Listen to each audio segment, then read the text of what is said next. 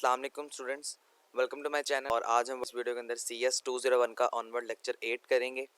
और लेक्चर 8 थोड़ा सा इंपॉर्टेंट है आपके MCQs के पॉइंट ऑफ व्यू से भी और शॉर्ट क्वेश्चंस के पॉइंट ऑफ व्यू से भी। तो मेरी आप तमाम तर लोगों से रिक्वेस्ट ये है कि मेरी वीडियो को कंप्लीट वॉच कीजिएगा ताकि आपको हर चीज़ की जो है वो समझ आ सके। चलते हैं वीडियो की तरफ अपना। सबसे पहले आप समरी देख लें। आप स्विच स्टेटमेंट पढ़ेंगे, ब्रेक स्टेटमेंट पढ़ेंगे, कंटिन्यू स्टेटमेंट होंगी, कुछ गाइडलाइंस होंगी, उसके बाद आपकी कुछ फ्लो चार्ट्स होंगे और एट द एंड आप एक सिंपल प्रोग्राम देखेंगे और एट द एंड आप टिप्स पढ़ेंगे।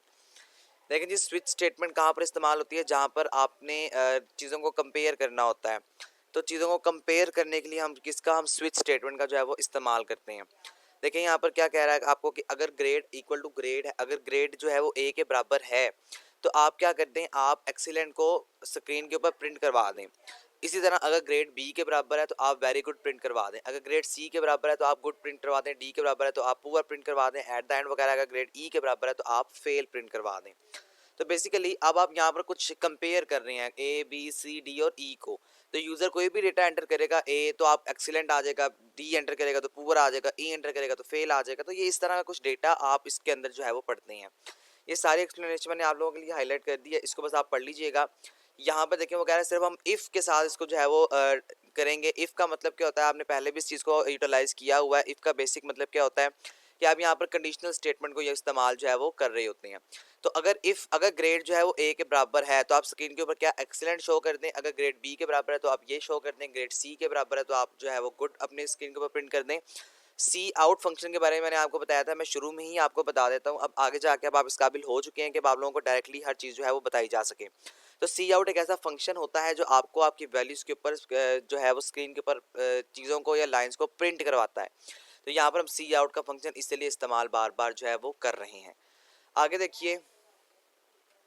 ओके, ये कुछ स्टेटमेंट जो मैंने अभी आपको एक्सप्लेनेशन दे दी है, इसी से रेलेवेंट आपको बता रहा है कि अगर इस तरह होगा तो इस तरह आपका कुछ डेटा जो है वो आपका स्विच स्टेटमेंट में यूटिलाइज हो जाएगा।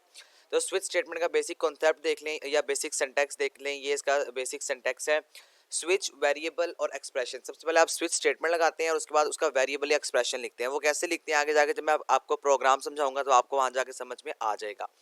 उसके आगे देखिए आप कुछ स्टेटमेंट्स लिखते हैं जिसमें आप कुछ केसेस बताते हैं। केसेस का मतलब यहाँ पे ये है कि जिस तरह अभी मैंने आपको कहा ना कि अगर ए एंटर करेगा तो आपने एक्सीलेंट करना है, बी एंटर करेगा तो आपने प्रिंट करना है जी गुड या वेरी गुड, सी एंटर करेगा तो आपने गुड करना है, डी एंटर करेगा तो आपने पुअर करना है और एट द एंड अगर ई एंटर करेगा तो आपने फेल कर देना है। तो ये आपकी कुछ स्टेटमेंट्स हैं, आपके कुछ केसेस होते हैं। और स्टेटमेंट का मुराद वही जो भी हमने बात की कि गुड, एक्सीलेंट वगैरह वगैरह। तो ये तमाम चीज़ें आपकी जो है वो स्टेटमेंट्स के अंदर आती हैं। उसके आगे देखिए तो यहाँ पे कुछ आपको बता रहा है कि आपने क्या करना है कि केस अगर कांस्टेंट n हो तो लिस्ट n हो तो डिफ़ॉल्ट आपकी एक स्टेटमेंट होती है। जिस तरह देखिए, अगर मिसाल के तौर पे इसी स्टेटमेंट को देख लें। अगर आप कहते हैं कि आप सर मुझे बताइए कि आप A B C D और E में से क्या एंटर करते हैं या F में से क्या एंटर करते हैं, तो मैं आपको कहता हूँ जी मैं एंटर करता हूँ Z। तो आप जब मैं अब आपको Z कह रहा हूँ तो इसका मतलब ये है कि मैंने तो आपको आपकी रिक्वायरमेंट के मुताबिक कुछ भी नहीं कहा। तो उसके लिए हम क्या करते हैं, हम एक डिफ़ॉल्ट स्टेटमेंट जो है वो अपने प्रोग्राम के अंदर लिख लेते हैं कि अगर हमारी रिक्वायरमेंट के मुताबिक हमें यूज़र एंटर ना करे डेटा तो हमारा जो डेटा होगा वो डिफ़ॉल्ट स्टेटमेंट में चला जाएगा। ये प्रैक्टिकली चीज़ें जब आप उसमें प्रोग्रामिंग में करेंगे इंशाल्लाह आगे जाके मैं आपको करवाऊंगा इसी वीडियो में, वहाँ पे आपको हर चीज़ ज़्यादा अच्छी तरह से जो है वो समझ में आ जाएंगी। तो ये देखिए जी, यहाँ पर आपने क्या किया हुआ है, यहाँ पर आपने अपना जो प्रोग्रामिंग सिंटैक्स है उसको बनाया हुआ है। स्विच आप यहाँ पर स्टेटमेंट लगा रहे हैं, उसके बाद ग्रेड लगाएंगे, but here is not semi colon. यहाँ पर हम सेमी कोलन का इस्तेमाल नहीं करते, पैरेंथेसिस लगाते हैं। यहाँ पर स्टार्टिंग है और यहाँ पर जो है वो एंडिंग है। उसके आगे देखें केस ए जो है वो सी आउट करवा दो जी एक्सीलेंट, ठीक है। ये आप इस तरह से अपनी स्टेटमेंट लिखते हैं, केस बी सी डी और एफ। तो यहाँ पर आपने क्या लिया, यहाँ पर आपने स्विच स्टेटमेंट के अंदर अपनी वैल्यूज़ को लिख लिया। तो ये तरीका होता है, तरीकेकार आपसे शॉर्ट क्वेश्चन में पूछा जा सकता है। सिंटैक्स इंपॉर्टेंट होता है, इसको आपने अपने माइंड में रखना है। उसके आगे देखिए कुछ आस्की कोड के बारे में आपको यहाँ पर जो है वो इन्फॉर्मेशन प्रोवाइड कर रहा है कि आपका जो करैक्टर होता है उसकी जो वैल्यू होती है वो आस्की कोड से जो है वो स्टोर की जाती है। आस्की कोड होता क्या है, बेसिकली ये American standard code information interchange होता है। बस आपने ये याद रखना है कि जो आपका कैपिटल लेटर है या स्मॉल लेटर है, इसका जो कोड आपके कंप्यूटर में इंटरनली तौर पे इनसाइड द कंप्यूटर है, लेकिन यहाँ पे लिखा हुआ भी है जो इनसाइड द कंप्यूटर अगर स्टोर करेंगे तो ये आस्की कोड की मदद से जो है वो होता है। ये आप पीछे CS 101 में पढ़ के आ चुके हैं। तो ये देखिए हम यहाँ पर कह रहे हैं कि दो केसेस भी हो सकते हैं यूज़र या तो कैपिटल ए एंटर करे या स्मॉल ए एंटर करे। तो हम यहाँ पर दोनों चीज़ों को लगाएंगे। ये सारी एक्सप्लेनेशन वही है जो मैं आगे जाके आपको बता दूंगा। उसके आगे देखें कुछ ब्रेक स्टेटमेंट के बारे में आपको बता रहा है। ब्रेक स्टेटमेंट क्या होती है, जब आपका डेटा मैच कर जाता है, मिसाल के तौर पे मैं आपसे कहता हूँ ए एंटर करें, मैंने ए एंटर किया तो मेरा डेटा मैच कर गया, तो पीछे जो बी सी डी और एफ वाली स्टेटमेंट्स है, मैं अब यहाँ पर इनको नहीं चलाना चाहता, तो मैं ब्रेक स्टेटमेंट हर स्टेटमेंट के बाद लिखूंगा ताकि मेरा टाइम भी बच जाए और मेरी मेमोरी भी जो है वो बच जाए। तो हम यहाँ पर ब्रेक स्टेटमेंट का इस्तेमाल करते हैं। इसका मतलब क्या होता है, ब्रेक का मतलब होता है तोड़ देना। तो इसका मतलब बेसिकली यहाँ पर होता है कि आप अपनी चीज़ों को, अपनी स्टेटमेंट को वहाँ पर ही तोड़ दें जहाँ पर आपका डेटा यूज़र के साथ मैच हो गया है। जिस तरह ए पे डेटा मैच हो गया तो बाकी आपको चीज़ें चलाने की ज़रूरत नहीं है, बी पे डेटा मैच हो गया बाकी आपको चीज़ें चलाने की ज़रूरत नहीं है, सी पे डेटा अगर मैच हो गया तो बाकी आपको जो लाइंस हैं उनको एग्जीक्यूट करवाने की ज़रूरत जो है वो नहीं होती है। तो इसलिए हम ब्रेक स्टेटमेंट को इस्तेमाल करते हैं। और डिफ़ॉल्ट स्टेटमेंट में आप क्या करते हैं, डिफ़ॉल्ट स्टेटमेंट में आप ये लिख देंगे, जिस तरह अगर मैंने डिफ़ॉल्ट का मतलब क्या है कि आपको मैंने थोड़ी देर पहले बताया है कि अगर मैं आपको नहीं, आप मैंने आपको z कह दिया है, ठीक है, आपने मुझसे पूछा, मैंने आपको z कह दिया है, तो अब आपका डिफ़ॉल्ट स्टेटमेंट के अंदर वैल्यू चली जाएगी। उसके अंदर क्या होगा कि प्लीज़ एंटर द ग्रेड, आप ग्रेड को एंटर करें जो a से d तक हो या f तक हो। तो इस तरह आप मुझे दोबारा जो है वो मैसेज दे रहे होंगे। हम डायरेक्टली उस प्रोग्राम पे चलते हैं। उससे पहले थोड़ा सा फ्लो चार्ट है, ये फ्लो चार्ट बस आपने एक दफ़ा समझना है, ये आपके पेपर में नहीं आता होता, हाँ जब आप आगे प्रोफेशनल प्रोग्रामर बनते हैं उसके अंदर कुछ ना कुछ आपको ये हेल्प आउट ज़रूर करता है। देखें, एक स्विच वेरिएबल है और यहाँ पर एक आपका केस ए है, यानी कि अब हम ए अगर एंटर करें तो ये कुछ ना कुछ प्रोसेस करेगा। उसके बाद अगर यहाँ पर हमारा मैच हो जाता है डेटा, तो यहाँ पर आपका डेटा ब्रेक कर दिया जाएगा। अगर मैच नहीं होता तो फिर यहाँ पर आपका डेटा आगे जाएगा और केस टू चलेगा, और केस टू में अब अगर कोई यूज़र बी एंटर करता है फॉर एग्जांपल, तो फिर वो प्रोसेस करेगा और फिर डेटा को ब्रेक कर देगा। ये काम तब तक होगा जितनी स्टेटमेंट्स आपने जो है अपने डेटा को या अपने यूज़र को जो है वो बताई हुई होती हैं, तो तब तक आपका ये काम जो है वो कंटिन्यूसली चलता रहता है। तो आगे देखें, इसी तरह आपका प्रोग्राम और ये काम आपका चलता रहेगा। अब हम उस डायरेक्टली प्रोग्राम पे चलते हैं जो आपको समझाने वाला है। ओके, ये वही चीज़ है जो अभी मैं आपको प्रोग्राम समझा दूंगा, उसका फ्लो चार्ट है, होपफुली आप एक दफ़ा खुद से जो है वो देख लेंगे। ओके जी, ये आपका वो प्रोग्राम आ गया, इसको अच्छे से समझिएगा, ये आपका लॉन्ग क्वेश्चन में भी आता होता है, बड़ा इंपॉर्टेंट प्रोग्राम है। Hashtag include iostream dot H, ये आपकी हेडर फाइल्स होती हैं जो आप नेक्स्ट लेक्चर्स में जाके पढ़ेंगे। मेन का फंक्शन लिखते हैं। अब आप यहाँ पर एक जो डेटा टाइप है उसको यहाँ पर मेंशन कर रहे हैं। डेटा टाइप आप कैसे मेंशन करते हैं, 4 से, करेक्टर से। तो यहाँ पर आप डेटा टाइप मेंशन करेंगे जी 4, और यहाँ पर ग्रेड, क्योंकि ग्रेड अब आपका वेरिएबल है, हमने ग्रेड के ही लेना है। सी आउट करवाएंगे, यानी ये ऐसा फंक्शन है जो आपको वैल्यू स्क्रीन पे प्रिंट करवा देगा, और सी इन ऐसा फंक्शन है जो यूज़र से वैल्यू लेता है। तो यहाँ आपकी स्क्रीन पे आएगा please enter the student grade, आप स्टूडेंट ग्रेड को एंटर करें। अब यहाँ पे हम स्विच स्टेटमेंट लगाएंगे और यहाँ पर उसका नाम लिख देंगे जो हमने ऊपर स्टेटमेंट जो है वो अभी हमने देखी भी है। तो यहाँ पर आपकी स्विच स्टेटमेंट लगेगी जी, और ओके, यहाँ पर आपकी स्विच स्टेटमेंट लगेगी और यहाँ पर आप अपने केसेस को लिखेंगे। ये केस ए है और ए है। अगर इन दोनों में से कोई भी डेटा यूजर एंटर करता है ये ए में से, तो आपका जो डेटा है वो एक्सीलेंट शो होगा। फिर बी एंटर करेगा तो वेरी गुड, सी एंटर करेगा तो गुड, डी एंटर करेगा तो पुअर, और एफ एंटर करेगा तो फेल।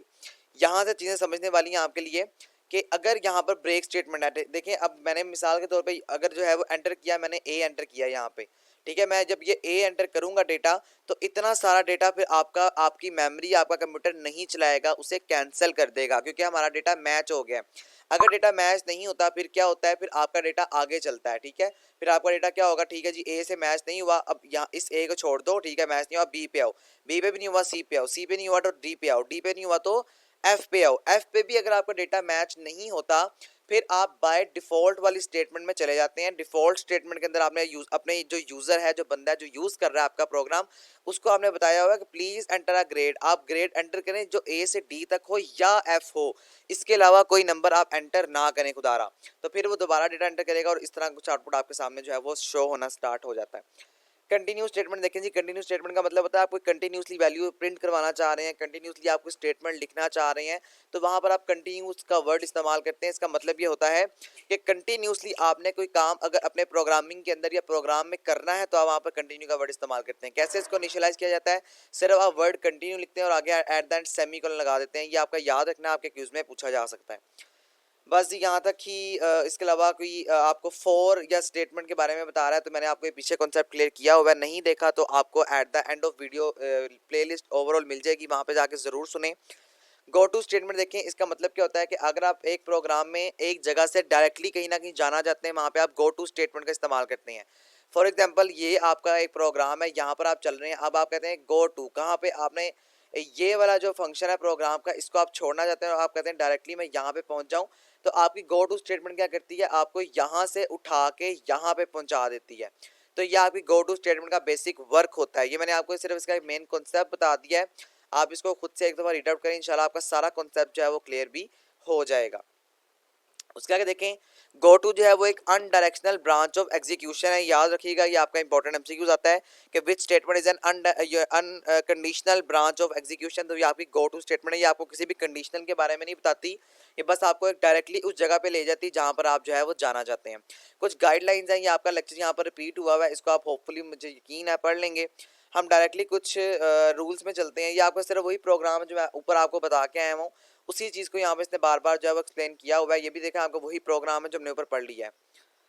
तो इसको मैं चलें आपके लिए एक दफ़ा दोबारा रिपीट कर देता हूँ। ये कुछ नया प्रोग्राम है आपके लिए, सैलरी के बारे में आपको बता रहा है।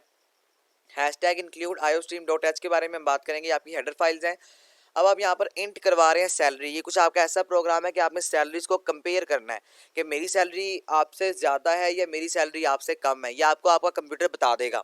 तो कैसे जी, इस प्रोग्राम के थ्रू आप सी आउट करवाएं, प्लीज़ एंटर द सैलरी और सी इन, यानी सैलरी वो यूज़र एंटर करेगा। उसके बाद स्विच स्टेटमेंट लगाएं। अगर सैलरी 10,000 के बराबर है तो आप क्या करें, आप उनको डिस्काउंट की बेस पे या नेट पेएबल पे आप फार्मूला लगाएं, केस लिखें केस जीरो। केस जीरो में क्या है कि अगर सैलरी कहाँ तक है, 10,000 तक है, तो यहाँ पर आप कुछ स्टेटमेंट्स लगाएंगे कि नेट पेएबल सैलरी के बराबर है, तो आप क्या करें, आप सैलरी में से डिडक्शन को माइनस कर दें। यानी कुछ आप अगर बोनस दे रहे हैं या आप किसी के कोई काट रहे हैं कि सैलरी में से पैकेज या कोई पैसे वगैरह, तो आप यहाँ पर ये जो है वो प्रोग्राम को लगा सकते हैं। आप सैलरी में से डिडक्शन को माइनस करेंगे। इसी तरह सी आउट सैलरी। अब यहाँ पर देखें, आपको कुछ ये चीज़ें समझा आ रहा है कि डिडक्शन में से आप क्या करें, नेट पेएबल, ये आप अब आपके वेरिएबल्स हैं, ये आप पिछले लेक्चर्स में पढ़ के आ चुके हैं, तो ये आपका सारा काम वही है। फिर उसके बाद आप ब्रेक लगाते हैं। अगर सैलरी 1,000 है तो सैलरी में से डिडक्शन कर दो। कितने परसेंट आपने करनी है ये आपको अभी नहीं बताया गया, ये आगे जाके आप इसी प्रोग्राम में देखेंगे। बहरहाल ये आपका सिर्फ स्टेटमेंट लिखने का तरीक़ाकार है, इसको अपने माइंड में रखिएगा कि आप इस तरह से लिखते हैं। और अगर आपकी सैलरी इतनी है, यानी कि डिफ़ॉल्ट फंक्शन में देखें, अगर आपकी सैलरी जो है वो अगर 1000 या 10,000 से कम है, तो फिर आपको जो है वो प्रॉपर्ली डिडक्शन नहीं करनी पड़ती, तो वो आपने अपने डिफ़ॉल्ट फंक्शन के अंदर जो है वो लिखा गया है। सिर्फ ये आपके कंपेरेबल जो है वो स्टेटमेंट्स हैं, जिसमें ये दिखाया गया है कि आप कंपेयर कर सकते हैं। अदरवाइज़ इतना इंपॉर्टेंट प्रोग्राम नहीं है। अगर आपको समझ आ गया तो ठीक है, नहीं आया तो आप इसको स्किप भी कर सकते हैं। होपफुली वैसे मैंने कॉन्सेप्ट आपको दिया, समझ आ चुका होगा। टिप्स देखें, टिप्स एज यूजुअल इंपॉर्टेंट होती हैं अब तमाम तो लोगों के लिए, तो टिप्स को लाजमी पढ़ा करें। वो कह रहा है कि स्विच स्टेटमेंट आप वहाँ पर यूज़ करें जहाँ पर आपको मल्टीपल इफ़ स्टेटमेंट्स का जो है वो सामना करना पड़ता है। यानी कि अगर आपके पास कोई कंडीशन ज़्यादा होती हैं, आप इफ़ स्टेटमेंट के बजाय स्विच स्टेटमेंट का इस्तेमाल करें।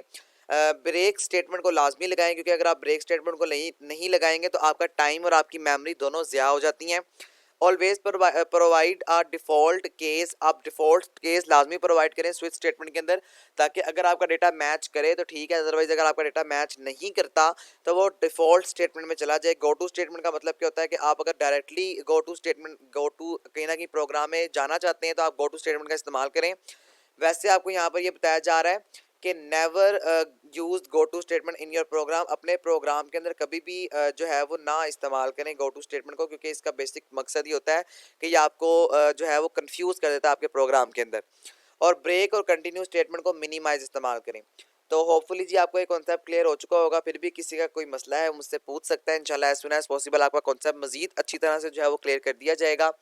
यहीं तक आपकी वीडियो थी। आखिर में एज यूजुअल आप तमाम तर नए आने वालों से रिक्वेस्ट है, मेरे चैनल को सब्सक्राइब करना काइंडली मत भूलें। सब्सक्राइब करने के बाद बेल आइकन पर लाजमी प्रेस करें और ऑल पर क्लिक कर दें, ताकि आपको हर चीज़ का बर वक्त नोटिफिकेशन जो है वो मिल सके। वीडियो अच्छी लगने पर लाइक और दोस्तों के साथ शेयर काइंडली ज़रूर किया करें। Thank you so much. मुझे इजाज़त दें। अल्लाह हाफिज़।